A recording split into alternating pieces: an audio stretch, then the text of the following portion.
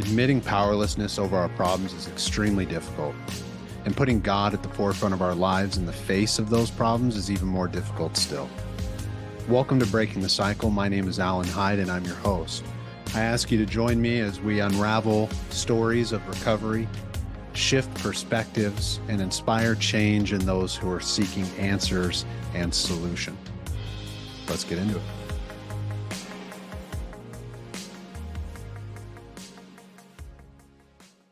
Hello and welcome to Breaking the Cycle. My name is Alan Hyde, and today we're joined by a special guest, Dr. Elieson. Am I pronouncing that properly? Elieson. Elieson. You were so close. Yes, yeah.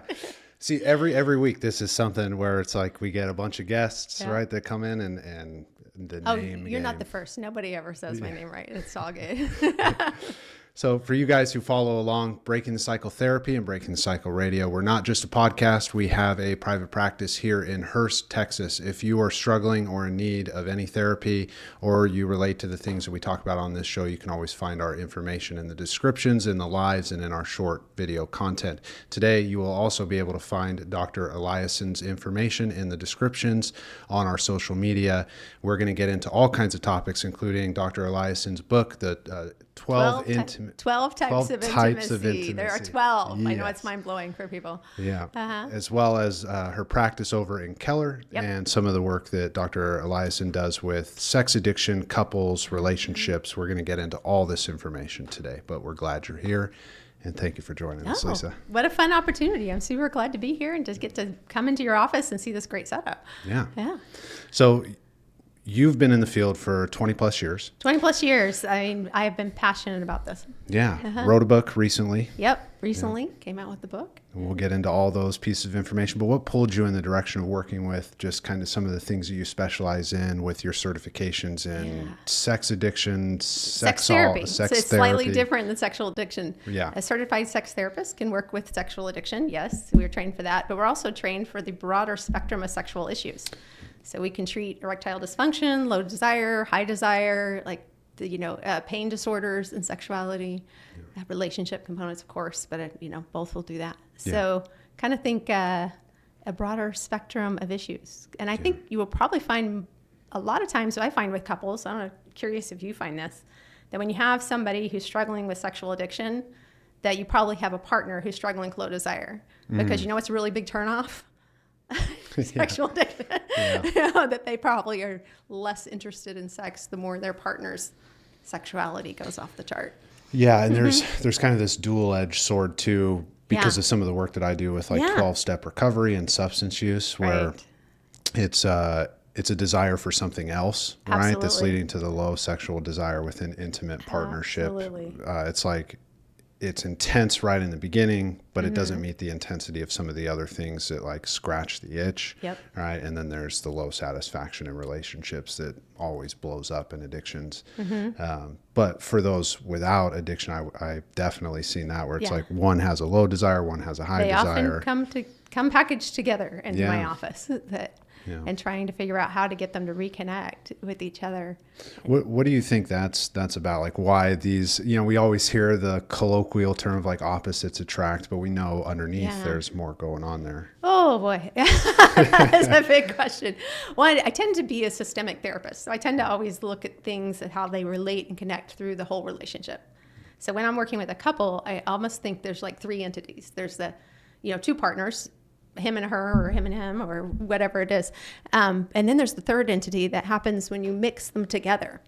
Think how water is very different than hydrogen and oxygen. They have different properties, they function different. And so when I'm working with the couple, yes, that dynamic where one may be high and the other's low, and exactly, they're both trying to get needs met and struggling to figure out how to do it. If you think about the idea of once, before couples get together, when they're dating, there'll be a high desire to merge their lives together. They've lived separate, they've been independent, and they really want to merge into it. So arousal tends to be super high for both of them at that point because they're interested in merging.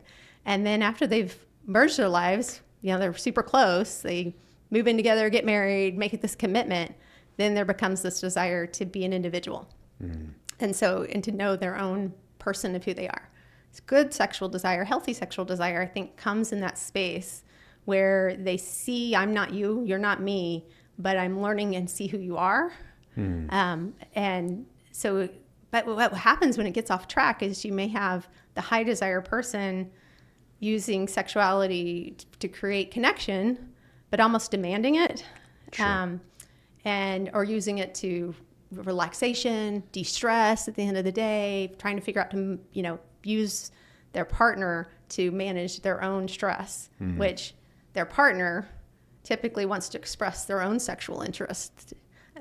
How would I say? Sorry, I think of good sex as a creative expression of self. And you're trying to share who you are with the other person, and they're trying to share who they are with you. But when it comes to there's no room for you to share who you are, that person's desire is going to go down. Sure. Because it becomes work. It's like checking the box and not actually sharing themselves. Yeah, one of the ways my therapist always put it when I was stumbling into her room in the beginning, as a young therapist and trying to sort out my emotions as well in my own personal life and relationships, was intimacy is into me see. Intimacy, right? exactly. Let me let you see who I am. And anytime I didn't do that, go figure, everything was intense and there were failed relationships and really just miscommunications, right? It's like you get two good people together, and this happens a lot. I'm sure you have seen more than me. It's like with couples, it's just two good people who aren't coming to a state of the union conversation often enough. They're not communicating, and the breakdown starts and they don't see each other anymore. Exactly. Yeah. Exactly. So you think if you have that high desire person who has their own stressors and they're struggling to connect and they're trying to figure that out, and they push for sex all the time with their partner, then the only way their partner can be an individual is by not being interested. Because the other agenda has already been established. And so in the systemic dynamic of it, if they want to share, I'm not you, I want you to see me as a separate person, then low desire is the only way they could do that. That's interesting because the first thing that pops in my mind is when you got kids running around and they're all over absolutely you. That is certainly a factor. Yeah, I know for many. What is it? I have a survey in one of my podcast things out there that said the number one reason women report they're not interested in sex is tired, by a large margin. When they list all the reasons, not attracted to their partner as a reason they don't want sex is way down the list. Tired is the number one reason. Yeah. Yeah. Yeah, a lot of factors. It's there's a very real conversation in relationships too of like spontaneity. These kind of things come up. I have this conversation with my partner where it's like, I suppose we have to plan this now. Oh, and, if your partner is into planned sex, then that's great. It'll work. It'll work.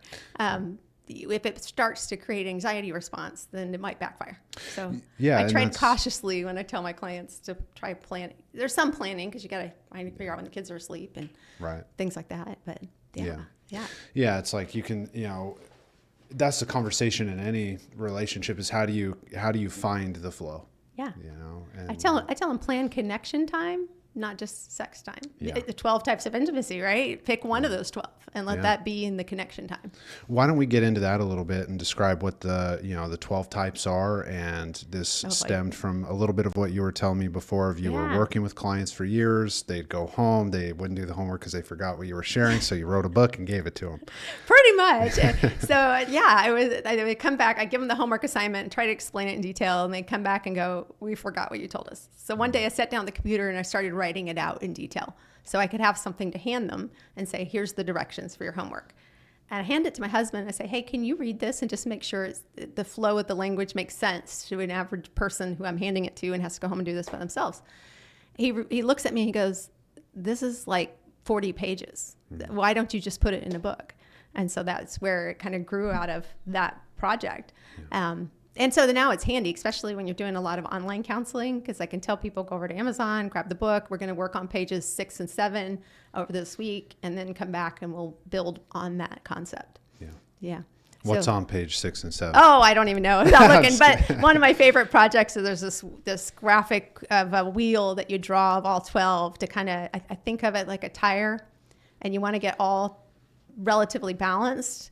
in your relationship, because just like a tire, if one side's flat, it's going to borrow from the other.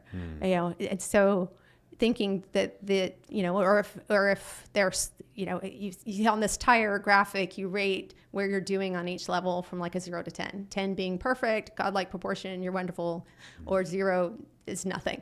So you can imagine probably nobody gets a 0 or a 10. You're probably somewhere in between. But getting the visualization of, oh, we're really strong in this area, and what's the pluses of our relationship versus we're struggling more in this area, and this is where we could build. And I tell them, I said, if you're struggling in all areas, then you have a very small tire, which means you can only go over flat surfaces. If you can get them all inflated and in balance, then you can suddenly hit bumps in the road, and you're going to be okay as a relationship. But yeah, if you're focusing on just one area and the other area is getting neglected, then you're going to find it borrows the energy.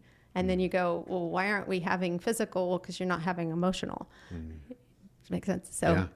So I love the illustration in there of really getting a visualization of where are we as a couple. Yeah. What's type 1? Type 1, well, okay, so I wouldn't say they're in any particular specific order. There's 12, but the ones I put, when I laid out the graphic, I put it on the cross beams, was borrowing from the scripture verse of Christ grew in wisdom and stature and goodwill of man and God, essentially. I'm a terrible scripture quoter, so don't ever quote me, but it's essentially when I started looking at the 12 types and I thought, oh, these 4 overlap the way all people grow, the way Christ grew, the way we all do. And so I put those on my cross beams of the circle of wisdom, intellectual intimacy, stature, here's your physical intimacy, goodwill of man and God, so spiritual intimacy, social, emotional intimacy as on the circle, thinking those are dynamics of a relationship that we all have to be thinking about, of how do we balance those. Like an intellectual intimacy is the moments I sit with my partner and talk about the podcast we just listened to, right? And what we got out of it and how much, or letting that intellectual growth happen together. But those are, I think, ways we all have to grow as an individual, but also ways we have to grow in our relationship and balance. Yeah. So kind of think those are my like 4 that carry the rest almost, where we have like communication intimacy and crisis intimacy, aesthetic, art, creativity, 12 dimensions. Gosh, I'm trying to remember off the top of my head all 12 without looking. Yeah. Well, and much like any work in a relationship, but individually having the foundations of these spiritual aspects that you're talking about. Last week, we talked a little bit about the foundations of mind, body, spirit, which sound very much in line, right? It's like when we have a conversation, maybe with someone who's a little more specialized, like in 12-step recovery, these are the foundations that come up the same way when you're talking to someone who specializes in EMDR therapy, or someone who specializes in working with OCD, or someone who specializes in working with couples. and just kind of the realm of sexual intimacy as well. The foundations, you're always going to find them of spiritual. Are you taking care of yourself physically, mentally, emotionally? Exactly. That it's the way we all have to grow and develop ourselves is a balanced approach to those 4. You can't, you've met people probably in addiction, I would think, who spent too much leaning on one area. Certainly our people struggling with sexual addiction often are leaning on that physical area and neglecting the emotional, connecting with people emotionally.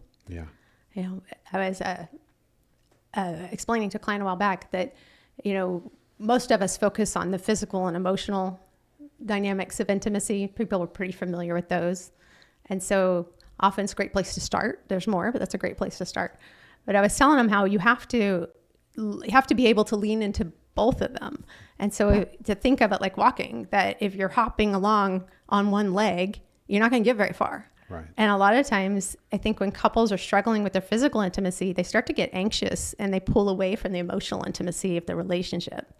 And I was telling them, if you think about it with walking, if I'm hopping on one foot and it starts to hurt, sometimes it's helpful to lean on the other foot and you get better movement, And so I said, lean toward your emotional intimacy when the physical is struggling, not away from it.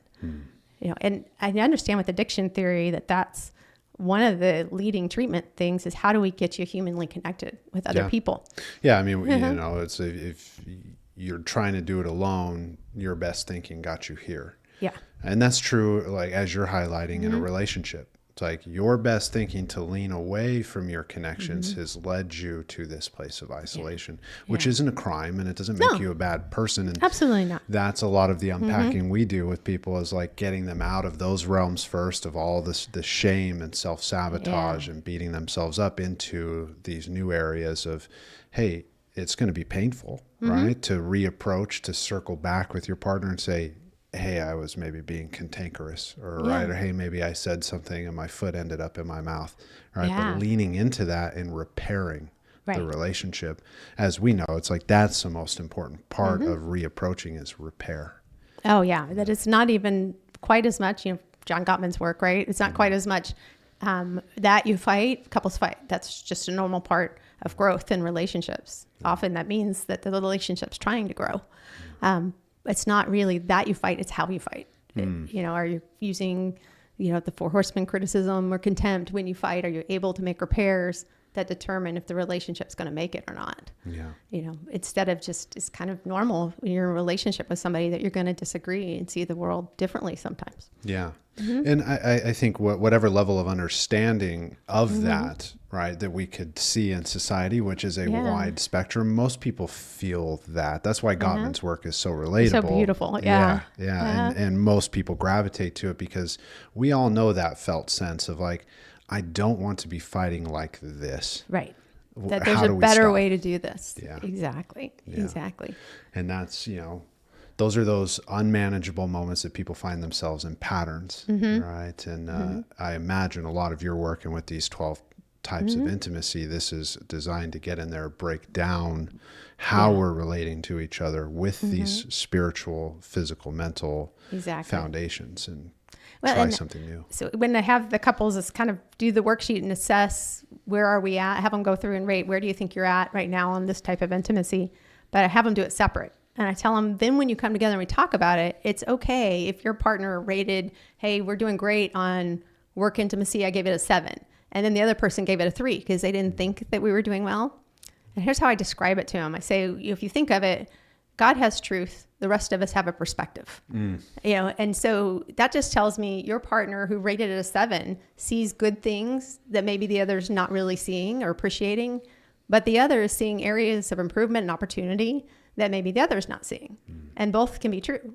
That we can be both those things, because I think as human beings, we are not always terrific assessors of the whole of something. No, most certainly not. Right? Not even with all of our backgrounds in education. Yeah. No, the biggest thing that the education taught me is there's a lot we don't know. Yeah.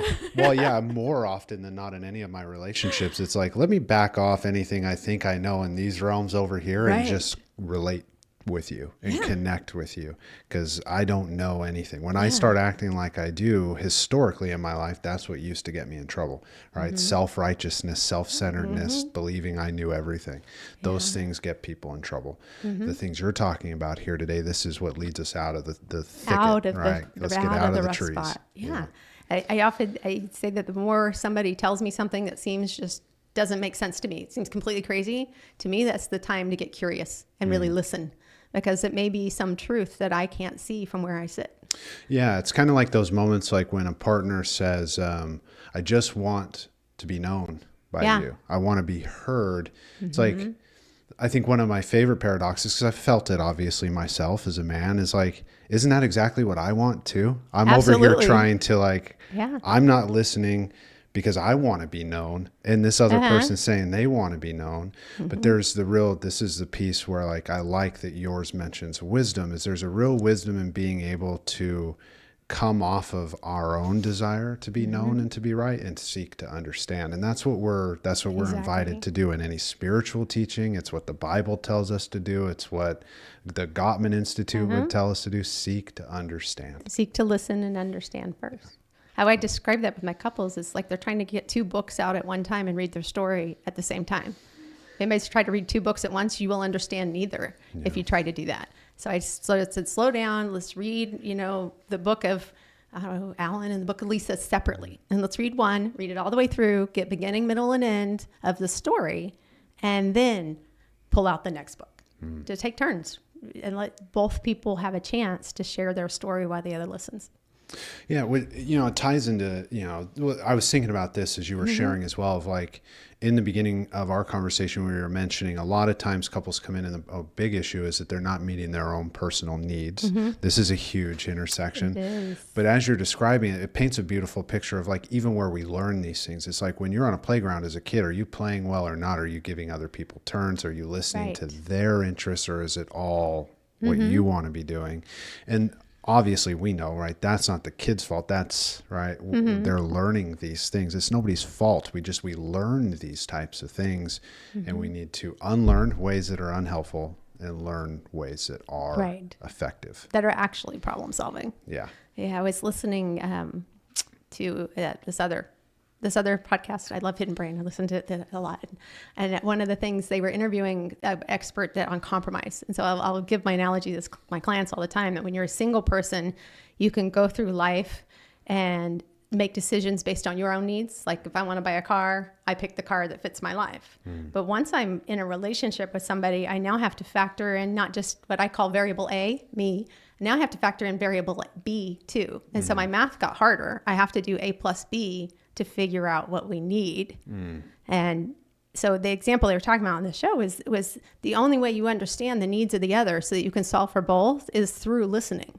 Right. And then you can find solutions that work for both people to move towards what you both want to accomplish. Right. There's arguing a lot of times what we see with, society right now is we keep backing into our position and pushing the other away instead of listening so we can pull toward. Yeah.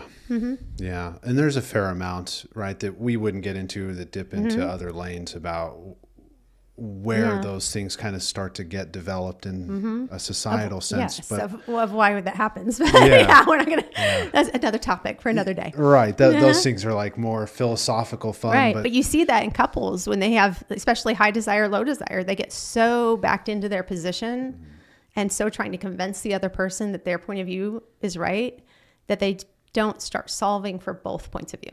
Right. Yeah. Yeah. It's, curiously, paradoxically always tied up in, maybe we would use the general pop term that we know has a lot deeper meaning of codependency, right? Whereas codependency is things like shame and trauma and abandonment and neglect that entrench people into these places that manifest, funny enough, as pushing people away. You would hear codependency and you would think, oh, this is like trying to enmesh and pull people in. And I always explain it to my clients, is like, imagine codependency is something like a tree that has branches of symptoms, right? If I start climbing up the tree and chop off the symptoms, the energy is just going to shoot into another branch and it's grow. Still there. And you see that a lot, like in the treatment world, right? Smoking like a chimney, but they were doing drugs a couple days ago. You can't chop off the branches, but when you get underneath, we can challenge things like the paradox of why is my codependency, my shame, my trauma history, my feelings of abandonment and neglect pushing people away when what I deeply desire with a huge pain point is to be as close as I could possibly be with a community, with a partner, and my family. But it's like you have to then make room for those other people to exist in your life. So that it's not, I often think if you're lonely, then two things have to happen. You have to start sharing how you feel about things, because that's where people connect, is on feelings often. And you have to make room for the other person to exist and share their story. There's no way to not be lonely without you sharing and allowing space for the other to share. And, when you really think about the dynamic of therapy, that's where we're starting. It's like, how do we make space for each other in here in a way that maybe no one has before, but it's also not about the fact that no one's made space for you before. We're not prepping you to go out and then everybody gives you space. We're going out for you. We're doing this so you can go out and be open to the space of others who aren't going to violate you, hurt you, and you not hurt them. But I think that comes with learning trust. But I also think people find more trust for those around them as they learn that it's okay to set their own boundaries. And that's what helps them feel like I can be related and connected to others because I can set my own boundary. And that means I can control how much I share and how little I share. And when I start to get uncomfortable, I have space to get away from it. I'm not just forced to be there. So. I find that ability to trust is partnered with my ability to set my own boundaries with others. Yeah, which, as you're describing it too, it's like when I work with men about the trust component, oftentimes in some of the realms I work, it's a violation of trust. And now they're trying to walk back into a place of trust. And obviously it's like, well, what's your first crossroad there is brutal honesty. You have to be honest about who you are, what you've done, where you're going, what you plan to do, and then do what you plan to do. Right. So it's like not just the honesty, but then the awareness, acceptance, and action of those things to build the trust. Right. Well, even that brutal honesty of sharing where I've really been and what I've really done, that's a lot of vulnerability to bring to the table, and puts a lot, like for us as therapists, when our clients come in our office and share their story, they're giving us a lot of trust with their story, to treat that with, gently and with kindness.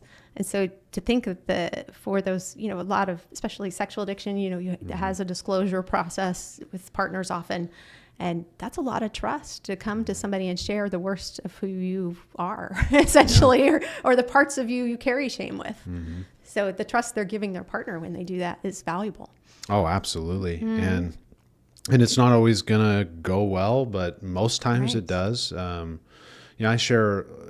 I have men and women in those realms on both sides, but men are typically the ones where, a lot of times the actions look like there's a lot of things to disclose, but both have equal amounts, right? Men and women have equal amounts of things to disclose, but the reminder is always this, is like people are craving the honesty, the open connection, the real connection. Yeah. And a lot of people can get over things like infidelity. We don't want to condone those things. Absolutely. Some people can't, right? So it's like, we want to be aware that everybody's different, but there's a real honesty and trust that gets built when you can own your side of the street. And Absolutely. I hear a lot of that in what you're sharing with the work that you've put out there and the things that you're doing with couples, where it's like, we have to be able, both in the therapeutic relationship, but also moving into your relationship, find honesty and trust. Right. To build that trust. My theory when I picked my partner was, this is going to be the one person on the planet I hope to get real with, and that I hope to share my most embarrassing moments, my vulnerabilities, but that also means it's the one person on the planet who knows how to hurt me. And so I'm really trusting them to act ethically with that. And so that's to think that this is the person that you're going to not have a fictional relationship with, essentially. That's a good way to put it. Yeah. Like sometimes when we're just lying to our partner, well, we're giving them a fictional person to be in love with, but that's not a real person. That's a very lonely space to have to keep that fiction up all the time. Yeah. Yeah, letting, one of the things too I found in my life as well as I settled into some mature places is like, and constantly growing in those areas, right? It's if I could just be upfront and honest about who I am with someone I'm potentially interested in, I set myself up for much more success for this to work and actually not feel lonely, like you were mentioning. And that's a huge, huge piece in our society today, where people turn to all kinds of things that are very visible in the realm of loneliness, right? As we're on all the social medias, that's one place you see it the most for our society today. But it's like a lot of it is just the facade that you were talking about, the fantasy of being the perfect image, right? It's like, here's the messy me. This is it. I am a little bit ashamed of certain parts of it, but I'm also really proud of certain parts of my life. That's being human. Yeah. And it's like, hey, could you be interested in that? And oftentimes what you'll find is if they were interested in you, they can definitely be interested in that. Well, and definitely when you're sharing, if you're meeting this person and you're building a relationship and you think this might be the one person you want to have that kind of honest relationship with, then it's probably worth sharing whatever you have to share. So, am I picking somebody who is accepting and not judgmental and going to be able to love me? Yeah. So that's kind of, I was telling somebody the other day, if you go ahead and share where you've been, then you will have ruled out, is this a judgmental person before you get to the altar? Yeah. And if they can't live with it, then that might not be the partner for you.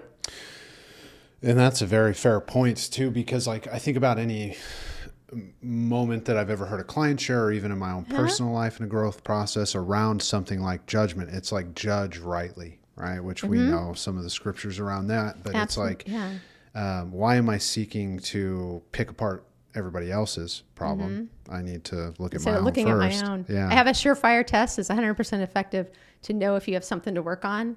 And it is, if you wake up on earth, you probably have something to work on. Right. I don't know. If you wake up in heaven standing by God, I don't know if you have anything to work on or not. Yeah. But I'm pretty confident if you woke up on earth this morning, you probably have some flaw you're trying to develop in something you're trying to develop in yourself and strengthen to move yourself forward. Yeah. And it's real, there's a real compassion, but also I think peace around being able, and you see this in people who embrace that truth in whatever route they embrace it, that pans out in relationships, where there is a percentage of relationships that do get married and don't get divorced. All right. There's percentages that do, and a lot of these things that we're talking about, a deeper understanding of this stuff is precisely why some of those things don't work out. It's like we didn't do the legwork and the footwork first to find out if this is somebody that has deal breakers, that are clear deal breakers for me.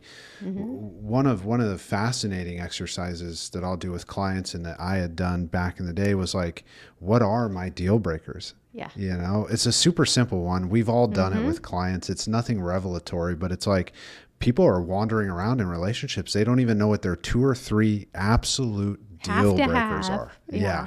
Have to have, or if this happens, I'm done. Right. And that's, I'm sure you've heard of Cloud and Townsend. Out in California. Boundaries book. It's a famous one. Yeah. It's the, if this aspect of the relationship never changes even a little bit, right, is that a yes or a no for me staying?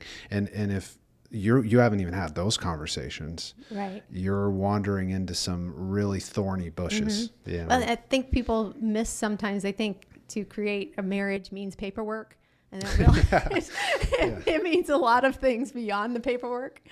You know, the same as we see couples sometimes come in who've been very divorced and everything but paperwork for a long time. You know, it's like we give the paperwork a magic that it does carry a commitment, but it's also to realize the paperwork was the easy part of creating a marriage. Yeah. You know, there's lots of other things in trust and commitment and authenticity, vulnerability that really come into that relationship. Yeah.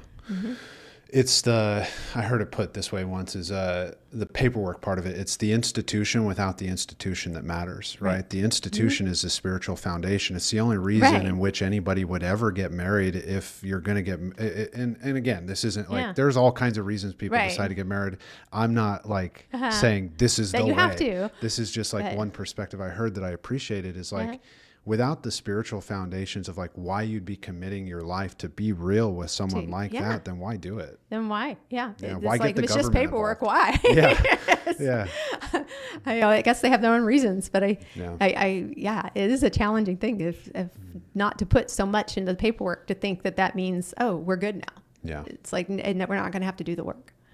I think the same thing when couples will come in, and I think a lot of times we assume that understanding how relationships work, that we're just going to naturally know how to do. And I'm like, dang, I've studied this for like almost, 25 years, and I still feel like I'm a student learning all the time. Yeah. So I tell my clients, I go, look, I only know one thing. I don't know how to cook. I don't know how to garden. I only know human behavior. That's it. I said, but let's acknowledge that just like I don't go around pretending like I know how to electrically wire my house when I never studied it. Right. It's like, so I tell them, just read a book. Yeah. You know, study the relationships and you can improve your relationship a lot. Yeah. Absolutely.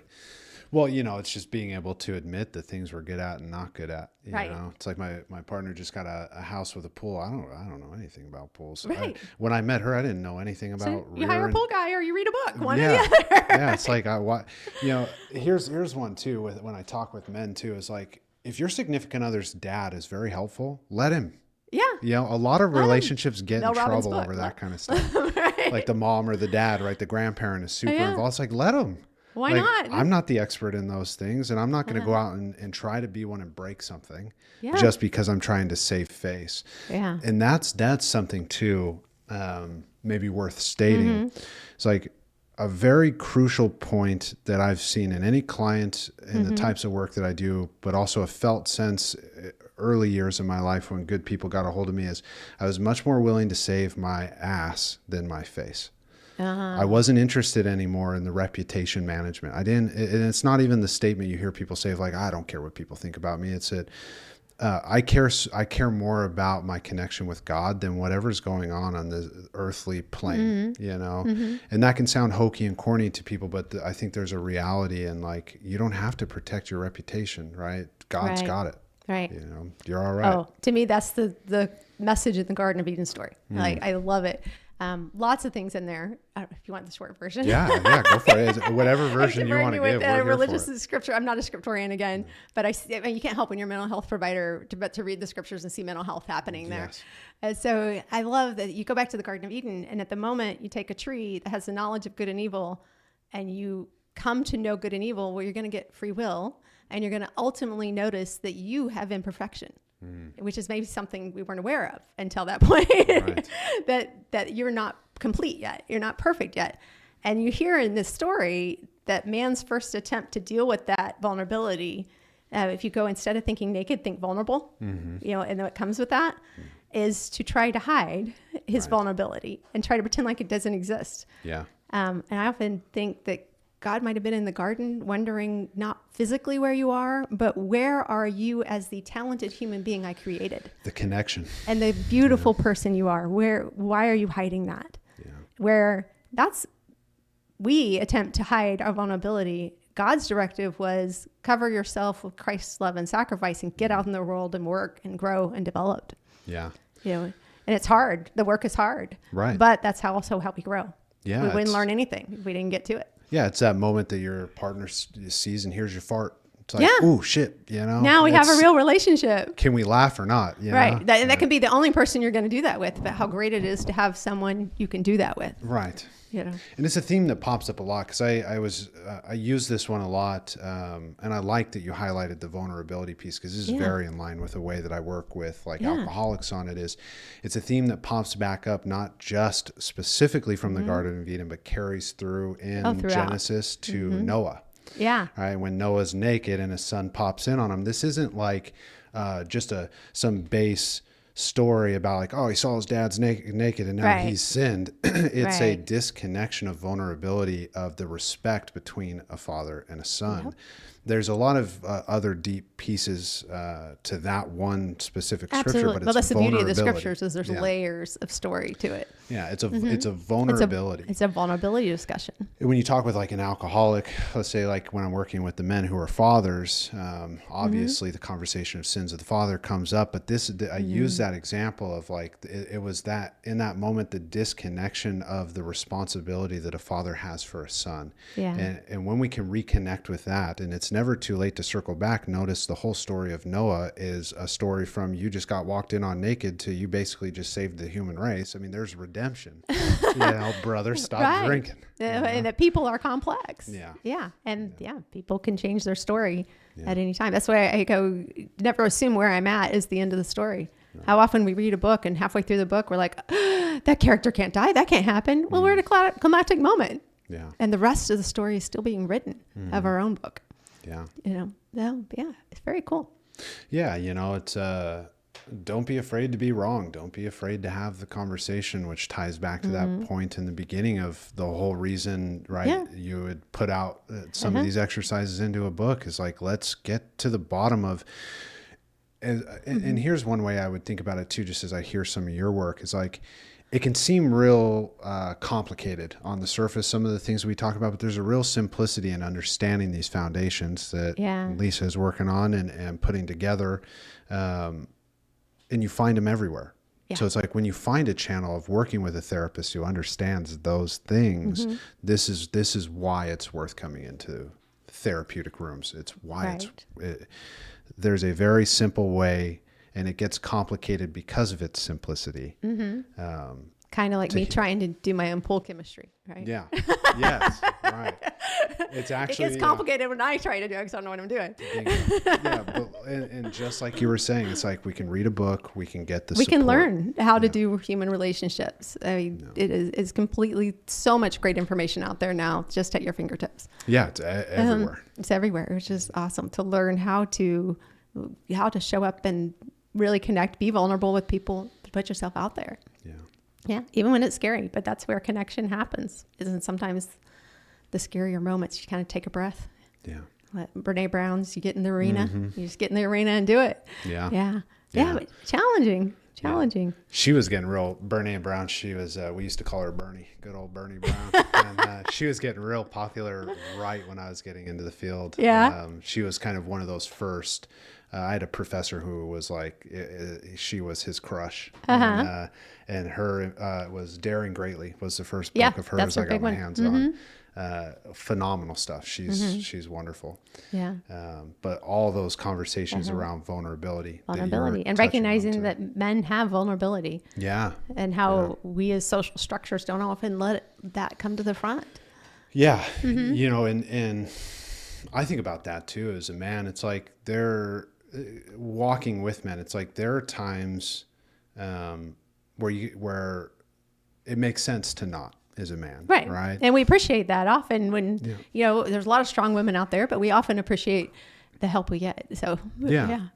Well, and this is one way too, like in our independence and strength as a society, because you know, on social media you hear all of the nonsensical conversations of men versus women. The reality is that we're very brilliantly designed to work together. Absolutely. And certain strengths overcome the weaknesses of feeling like we can't work together. Exactly. Or anybody on social media that's viral saying that women suck or men suck. It's like, it's just not true. If you find a balanced person with a good head on their shoulder, willing to look at the information, you can build a pretty proper partnership and live a hell of a life. Yeah. Exactly. That they're tremendous people out there, male and female, but they do have their unique things they bring to the table, which is wonderful. So and to learn to see the differences maybe as an asset. Yeah. That was one thing I was thinking when you're talking about the struggles that sometimes we have, especially addiction behaviors, that sometimes there's so much shame and they're beating themselves up for having weaknesses, which all human beings have. So I'll sometimes challenge my clients that most of the time, if you take whatever you think your weakness is, you can just flip it on its head and that's your strength. Yeah. That it actually will tell you in the thing that you're saying I'm terrible for, there's things in there about what you're good at and what you're talented at. And it's just which side are you going to focus on? The tree of good and evil, right? Are you going to focus on the good or the bad side? Right. Dichotomy has existed, I guess, from the beginning. The philosophical principles have always been there. We were talking about this one last week of a piece of wisdom that was shared with me that's directly from scripture and base philosophy and human nature, but it's steps 6 and 7 in 12-step recovery. That's your character defects, your character assets, right? Making a list and turning them over to God. That's exactly what you were just talking about. There's a reason why a group of degenerate alcoholics got together and put together those 12 steps. And changed the world. Based on those principles. It's not like they were just like, divine intervention, right? They were degenerates who took something that worked and made it make sense to other degenerates. Right? That made something people could connect with and change their lives. And one of those components is the spectrum of your assets and defects. Your assets could very quickly become your defects. It's like, absolutely. One of the ways I always put it is like, as a clinician, I know things like you were saying about human behavior, but if I then take that and put a handle on it and use it as a weapon, that's a defect of character. Exactly. Versus, hey, let me use that information to make sound decisions for me, myself, and I. And when we can learn about ourselves, that's what we're called to do. Not, let me learn about myself so I can help this other person. That'll inevitably lead to resentment because now you have all kinds of expectations that my help will help that person. Right. And that they owe me or something because of that help. Right. They start to get expectations. That sounds like a boundaries discussion. Like I think good boundaries are when I describe what I'm going to do versus controls if I try to tell someone else what they're going to do. Yeah. Boundaries are just when I say, here's what I'm going to do in this situation. Bingo. Yeah. And I say it's okay to make a request to somebody else of, hey, can you take the trash out? But I can't control them in doing that. I can just ask. Yeah.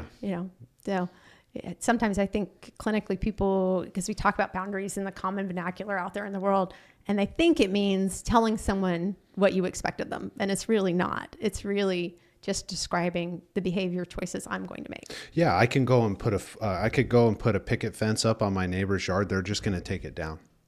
Of course. It's their land. I was just making a request that they keep my fence. Right. Yeah. But when I put it on my yard, then I had a day my kids one time were asking me like why they can't move things with their mind. And I was like, well, you can. Most of us are fortunate enough that we get to move our arms and our legs with our mind, which is pretty cool and amazing. Yeah. I was like, and I said, but then there's this point at the end of your fingertips where you have to negotiate the world with somebody else who's moving their body with their mind. And now you both have to compromise in that space. And that's why you can't move things between the end of my body and where your body starts with our mind, because we both have to. Yeah. I was like, you can. Everything that is actually yours to control, you get to, most of us, I mean, barring disabilities and things, Right. are fortunate enough that we get to move it with our mind, which is cool. Yeah. Yeah.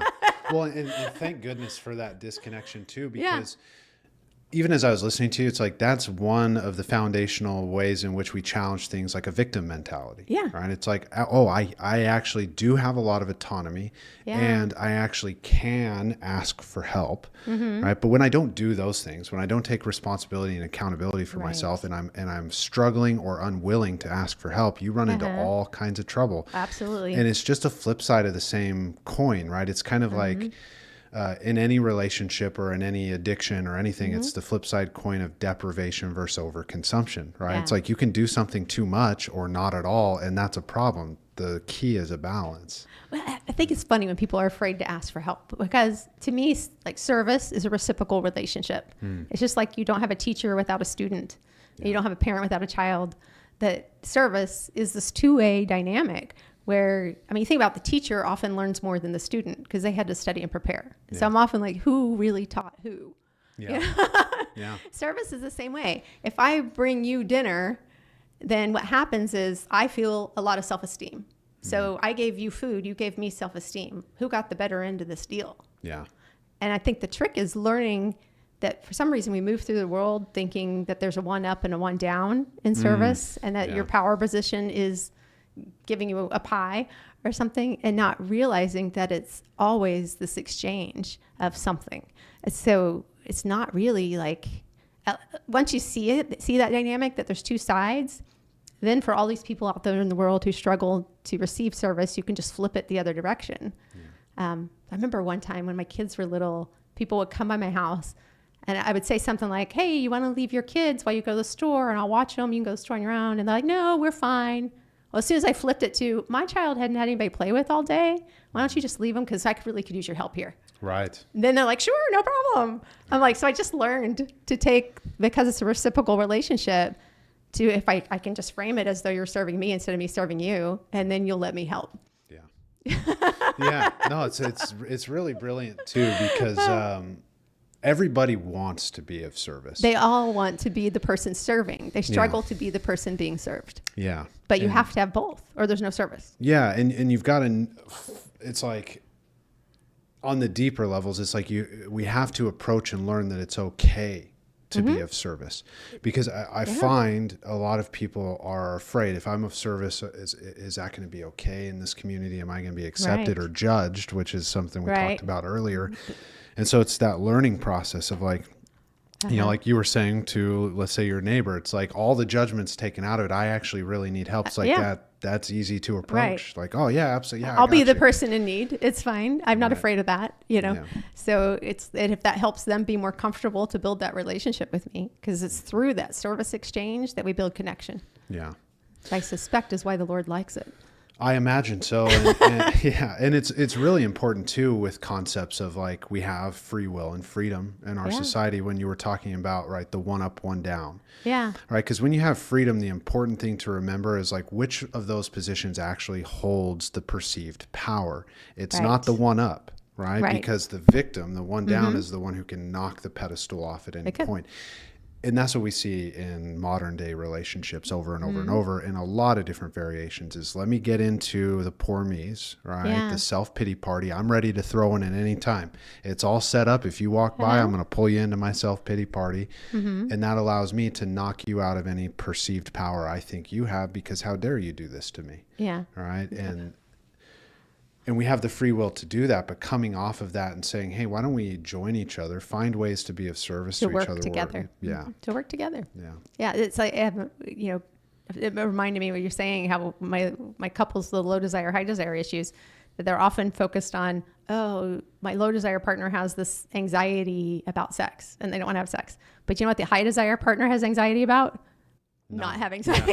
Yeah. They actually both have equal anxiety. They just have two different ways of expressing it. Right. You know?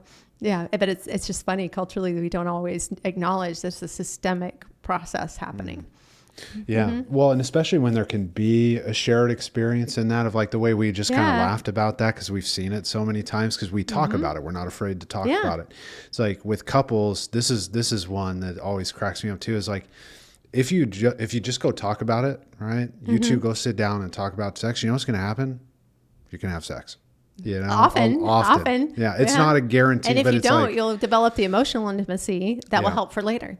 Bingo. Yeah, it's like you got to start having those State of the Union conversations. Right. Real conversations about who you are, where you're at, and sharing when I have somebody with sexual anxiety and they're like, oh, I just get so anxious, I can't do it. I'm like, well, then stop and tell your partner about the anxiety and share the emotional intimacy piece of it so you can connect there. Yeah.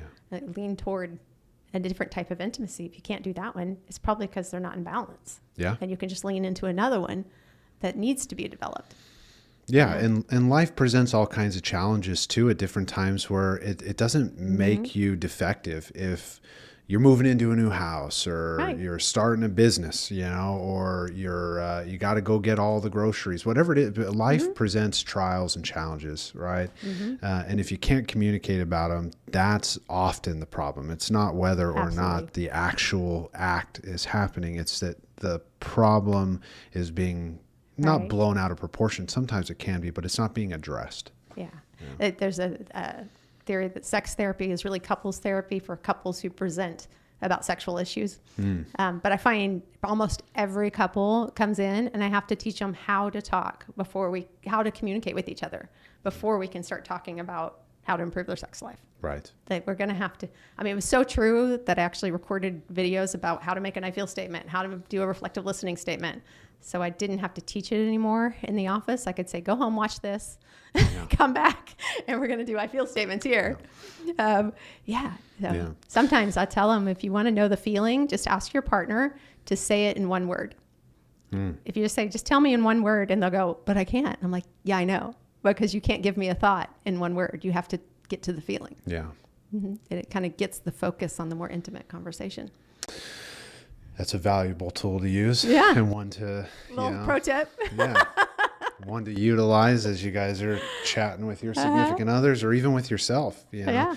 I'd done a talk years ago at my alma mater for the baseball players at the college that I'd gone to. And I remember I had mentioned I statements, and my coach, he had stopped me, kind of mid talk with the team. And he was like, you said I statements? Like, what? They all start writing it down. Like, I feel this way. And it's just funny too. 'Cause there's so many good people. I think about all the guys I played baseball with, solid dudes who turned into solid men who just couldn't use I statements. An I statement and much less put the feeling in there. A lot of people will skip the feeling, go straight for the thought, and they'll say, it's an English language thing. They'll say, I feel that, or I feel like I feel that the sky is blue. That's a thought, not a feeling. If I said I feel happy or sad that the sky is blue, there's the feeling. Yeah. But I think people will say, I feel that, and give the thought. And then later they're like, I told you how I feel. It's like, no, you didn't. You just told me what you think. You just used, I feel like, and I feel that. Which may or may not even be what you actually think, which is a tricky, with a couple. It's is that really what you think? I doubt it, because you're not getting to the feeling, which is avoidance of what you actually think. I think of the difference to hearing me say, I feel, I feel that it's going to rain today. We're now talking about the weather. Versus if I say, I feel sad that it's going to rain today. How that leads your thoughts to a different, now you're like, well, why would rain make you sad? It gives you a whole different conversation. Right. When you put the feeling in there. Yeah. Yeah. A deeper connection. A deeper connection. Yeah. And then you put the third component, I would say, of a good I feel statement is you have the feeling, you have the thought, and then you put what you need. That last component. Like, nothing's more offensive to people than when you rush to solve a need that you don't understand. Yeah. It's so to stop and go, hey, I feel a feeling, I think a thought, and here's what I need. So I'll tell my couples, get the full I feel statement. But if you don't have it, because most of us move through the world not making I feel statements, then I say it's okay to ask, like you're filling in a Mad Libs, right? And then they go, I feel sad because it's going to rain. Just stop and go, well, what do you need before you rush to the solution? Yeah. Imagine if I say I feel sad it's going to rain, and you rush and go get me a raincoat and an umbrella, and now I'm mad. And you're like, what the heck, lady? I got you what you needed. Well, what if I said, I feel sad it's going to rain today because a family member died on a rainy day, and that really has meaning to me? Well, now your raincoat looks real insensitive. Yeah. But how would you have known if you didn't find out the need first, or I didn't tell you my need? becomes really important to wait to find out what someone needs before you solve the problems. And these are those subtle, I guess one way to think about it too is like those subtle, vulnerable requests that we make, whether it's a direct request or just those subtle moments of connection where it's like, hey, come closer, right? Or, hey, I need just a little bit of space, but not because it's you, but because of this. Because I need to breathe, or or I need a moment, or so to put and respecting that I'm going to put that request of what I need out there, and there's still room for my partner to say, well, hey, that doesn't work for me, this other thing would work better for me. Yeah. Which is what I call the gentle no. Sometimes we have to say no to requests. That's okay. But when somebody makes a request, there's generally 3 pieces of information that they're giving us. They're giving us a who, a what, and a when. They're saying, if they come in and say, take out the trash, they tell me they want me to take out the trash. The trash is the what, and the now is implied. Right. Yeah. Try it with your kids. They'll go, oh, next week? Yeah. So then if I understand there's 3 components in a request, then I can stop and think, well, which piece can I say yes to? I could say, yeah, I can take out the trash, but I'm going to do it in an hour after I finish this project, and I've adjusted the when. Or I can adjust the what, hey, I can't take out the trash right now, but I could empty the dishwasher. And I propose an alternate. That there's lots of ways to sub those 3. And I find by thinking that way about what can I say yes to in this statement and what can I not, then I find, especially with my kids, I can say yes to most anything. Yeah. It's just like my favorite. My son told me once, he goes, when can I put a hammock in my room, Mom? And I'm like, when you move out, you can put a hammock in your room. You should. I hope you do. Yeah. It's just not my house. Yeah. Time frame. It's easy to say yes if you're just assessing. That's why I call it the gentle no. You're saying no to a part that doesn't work for you, but you're saying yes to the parts that do. Yeah. And a lot of it, as I'm listening to you as well, is like the subtle nature of boundaries. It doesn't allow for a fight. It allows you to get out of the way of a fight. Yeah. Or a conflict or an unresolved issue. And timeframes are always very important that you were touching on, right? It's like, hey, I need a break, and then you just leave versus, hey, I need 25 minutes and you come back in 25 minutes. The good timeout strategy that you need. Timeout has to have a time limit of 20 minutes to 24 hours to be effective. Because with all the things that we unpack, it's like we know as we're explaining these things to you guys, it's like, well, why is a time frame so important? Because we can't anticipate how abandoned or neglected somebody is going to feel, but you can be pretty darn sure that they're going to feel that way. Yeah. And whether or not they can ever tell you, sweep it under the rug and it becomes a problem in 20 years, we can't predict, right? So your best bet is to communicate up front. Communicate up front. Well, if you think about the one that comes through my office all the time is that bid for connection, essentially when somebody says, hey, you want to have sex, right? Then they're trying to connect. They're trying to build a relationship. But if they have a partner that's like, no, and doesn't really give the hey, I want to connect with you, that's just not the way I want to do it right now, then what happens is that first person who's asked for that connection feels like you're rejecting the opportunity to connect with them. And they don't realize it's just the activity. I want a different activity or a different time frame. And so the difference between just a flat no, which will seem like rejecting of me, versus, you know what, I do want to connect with you. I would rather play a game, snuggle on the couch, do a back rub, or to suggest what is the way that connecting would speak to me until we find a way that speaks for both people. Right. It's a gentler no and not so rejecting. Yeah. Yeah. It invites further connection. Invites further connection of sharing who 2 people really are. Yeah.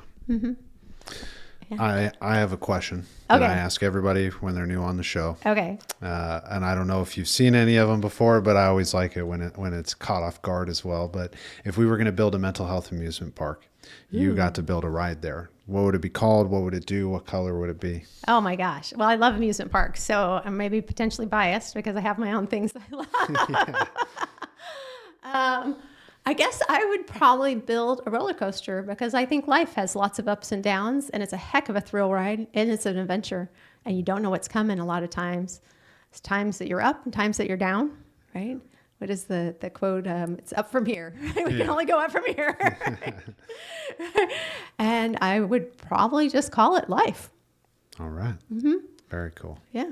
While you have a captive audience here, let's let them know any last thoughts that you have, things you think maybe they would want to know, and where to find you. Oh, okay. Oh my gosh, there's so many things. I love what I do, and I love sharing it. And if I were to say last thought of To think about letting other people help you work on what you're struggling with, that we're not made to live in isolation. We're made to get help. And while our partner can be a terrific help, we're not designed for one person to meet all our needs. Like, we're designed to have a community and a team to meet our needs. Yeah. It's one of the problems we have, I think, socially right now, is we become more and more isolated, and we actually start to rely on our partner to be our only answer for validation. When if you went back, 100 years ago, things weren't always great, but at least we had a community of people to help build an identity. So reach out, connect with people would probably be my biggest thing that seems to be on my mind. And that's what Harvard longevity studies showed, that is the number one predictor of long-term happiness, is human connection. So have conversations, say hi to people, reach out. People are pretty nice. Yeah. All over the world they are. I travel a lot, so I get to see people all over the world, and they're all pretty nice people who care about their families.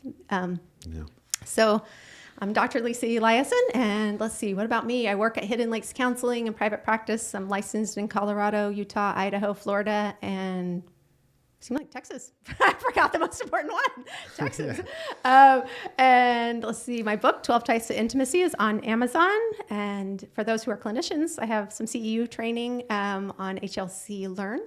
But if you want to find all of it, just my website of where I work, my book, my trainings, all of it is lisaelieson.com. I'm also on Instagram now at Dr. Elieson. So yeah, I love what I do. It's pretty exciting.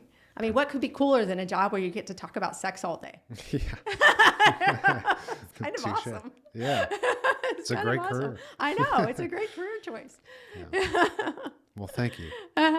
Thank you. Thanks for inviting me on. This is such a fun process. Yeah. Well, we're very glad to have had you on today. Yeah. Thanks. Ladies and gentlemen, Dr. Lisa Elieson. We break the cycle here every Thursday at 12:30 p.m. Central Standard Time. We'll see you next Thursday with a repeat guest, a returning guest who's a good friend of the show, Ashley Stafford. We will see you here next week. We love you.